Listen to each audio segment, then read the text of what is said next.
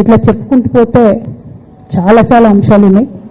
వాటన్నిటి జోలికి నేను పోదలుచుకోలేదు. కానీ కేసీఆర్ గారు హిమాలయ పర్వతం అంత ఎత్తు లాంటి పర్సనాలిటీ ఆయనది.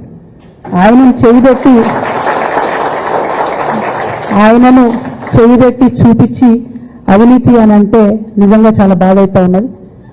ఎందుకంటే నా పెళ్ళప్పుడు నా పెళ్లి చేయడానికి కూడా ఇబ్బంది పడ్డటువంటి వ్యక్తి ఆయన. రాజకీయాలలో 40-50 ఏళ్ళు ఉంటే కూడా ఆస్తులు సంపాదించుకోలే కేసీఆర్ గారు.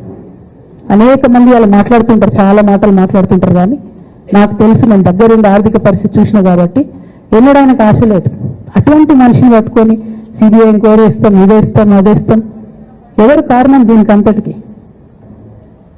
ఈ చేతగాని కాంగ్రెస్ ప్రభుత్వం మీ ఏసీబీ వాళ్ళు పోయి కాళేశ్వరంలో పనిచేసిన 3 ఇంజనీర్లను పట్టుకుంటే ఒక్కొక్క ఇంజనీర్ దగ్గర 100 కోట్ల ఆస్తులు వెళ్తే మీకు ఎందుకు ఎంక్వైరీ చేసే దమ్ము లేదు? వాళ్ళు వెనకాల ఎవరున్నారు, ఎందుకు ఎంక్వైరీ చేస్తున్నారు?